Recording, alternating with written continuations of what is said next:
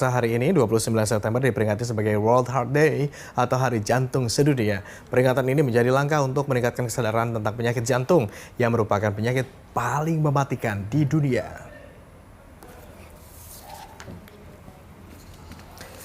Hari Jantung Sedunia 2023 mengusung tema Use Heart, No Heart. Ini adalah sebuah seruan peringatan kepada semua orang di dunia untuk tetap menjaga jantung. Tema ini menekankan pentingnya mengenali jantung sendiri. Sementara itu, Kementerian Kesehatan Republik Indonesia mengusung tema nasional Kenali Jantung, Sehatmu, Sayangi Jantungmu. Tema ini bertujuan meningkatkan kesadaran masyarakat dalam melakukan pencegahan dan pengendalian penyakit jantung yang dimulai dari diri sendiri, keluarga, serta masyarakat.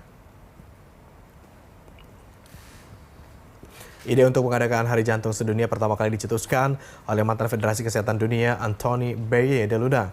Peringatan Hari Jantung Sedunia pertama kali dilakukan pada tahun 2020 lalu.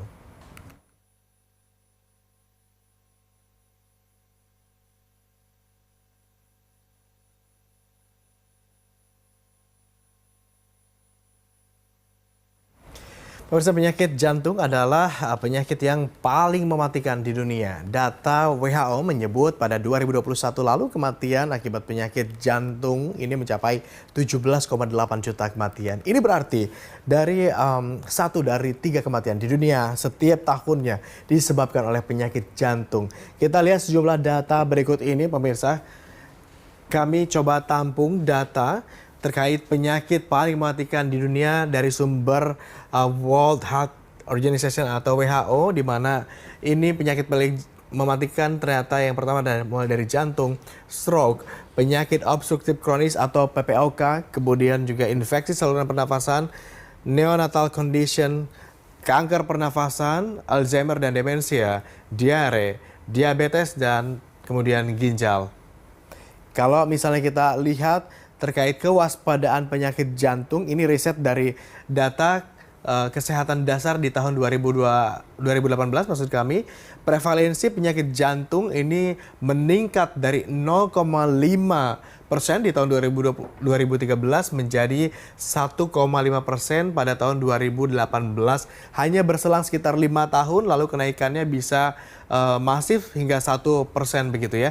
Sementara itu ini data dari BPJS Kesehatan berdasarkan besaran klaim atau pembiayaan kesehatan terbesar pada tahun 2021 ini adalah pada penyakit jantung, yakni sebesar bahkan angkanya mencapai 7,7 triliun rupiah. Angka ini adalah angka yang begitu besar, di mana pengurus pusat Perhimpunan Dokter Spesialis Kardiovaskular Indonesia atau PPPRKI ini juga menyebutkan bahwa prevalensi serangan jantung pada usia kurang dari 40 tahun ini meningkat 2% setiap tahunnya di antara tahun 2000 hingga 2016.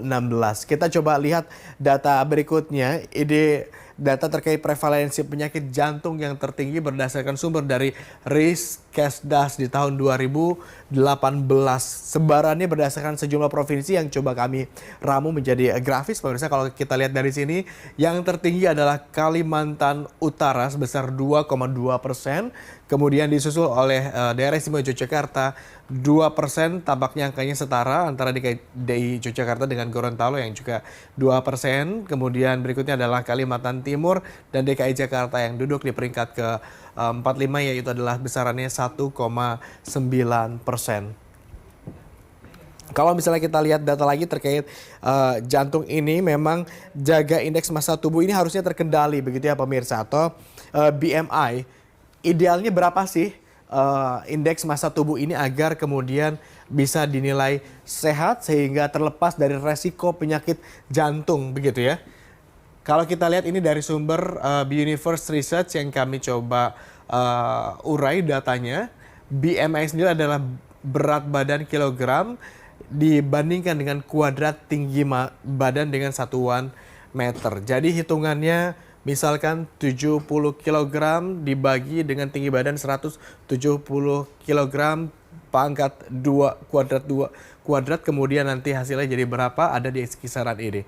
Pertama BMI kurang dari 18,5 artinya kalau Anda coba menghitung BMI Anda sendiri kalau kurang dari 18,5 artinya berat badan Anda kurang. Kemudian kalau BMI Anda ada di angka 18,5 hingga 24,9 artinya berat badan Anda dikatakan normal. Kemudian kalau BMI ada di kisaran antara 25 hingga 29,9, maka ini masuk ke dalam kategori kegemukan. Lalu bagaimana dengan status BMI atau dinyatakan obesitas yang juga berpotensi tinggi terhadap resiko penyakit jantung begitu. Ini ada di angka BMI 30 atau lebih. Coba kalau misalnya Anda sudah punya kalkulator, boleh mungkin bisa dihitung berapa perbandingan berat badan dibagikan dengan kuadrat dari tinggi badan dalam satuan meter. Kalau masuk di range 18,5 sampai 24,9 artinya berat badan Anda atau BMI Anda boleh dikatakan normal begitu. Tetapi apabila kurang dan lebih, Anda mulai harus waspada terlebih jika BMI sudah lebih dari 30 artinya sudah masuk ke kategori obesitas dan ini adalah resiko juga yang cukup besar untuk Anda kemudian mengalami penyakit jantung. Kita coba lihat data berikutnya pemirsa, kalau apa saja mungkin poin-poin yang perlu diperhatikan di dalam menjaga kesehatan jantung. Mulai dari awasi tekanan darah tinggi atau hipertensi dan kadar kolesterol tinggi, hiperlipidemia, kemudian juga batasi konsumsi natrium berlebih. Natrium ini sumbernya bisa dari mana saja, termasuk juga dari garam. Seperti kita ketahui, garam masak. Seperti kita ketahui, garam masak ini juga mengandung natrium klorida atau NaCl yang mana bisa memberikan sumbangsi besar terkait natrium untuk kesehatan tubuh Anda. Jadi kalau misalnya Anda ingin terhindar dari kesehatan jantung begitu ya, kurangi jumlah garam atau konsumsi garam agar natriumnya tidak berlebih. Kemudian pahami tanda dan gejala awal sakit jantung. Ini yang perlu kita juga deteksi lebih dini. Gejala-gejala seperti apa saja nanti kita coba bahas. Kemudian juga ada hindari gaya hidup sedentary. Sedikit aktivitas fisik.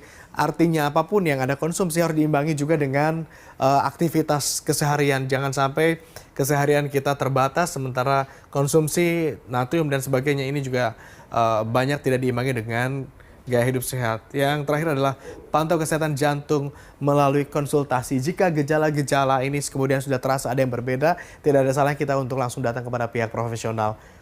Kita coba lihat berikutnya. Ini juga ada himbauan untuk makan sehat dan seimbang, hindari lemak trans dan junk food. Dari mana sumber lemak trans ini bisa jadi minyak-minyak begitu ya. Bisa juga dari berbagai jenis makanan yang mengandung lemak trans dan juga junk food kita coba hindari. Kemudian juga hindari merokok dan konsumsi alkohol agar jantung kita tetap sehat dan berjalan dengan optimal. Kemudian berikutnya ini juga penyakit yang cukup sering diderita atau dialami oleh warga metropolitan khususnya begitu, stres. Mulai harus bisa kita menjaga, belajar mengelola stres agar kemudian stres ini tidak memicu potensi atau resiko terjadinya serangan jantung. Kemudian yang terakhir adalah tentu saja yang jangan sampai kita lupakan adalah tidur yang berkualitas, tentunya juga pada durasi yang mencukupi, jangan sampai kurang tidur. Atau ada juga yang tidurnya lama tetapi ternyata tidak berkualitas karena tetap memikirkan sesuatu. Ini mungkin sudah mulai bisa Anda pertimbangkan begitu ya.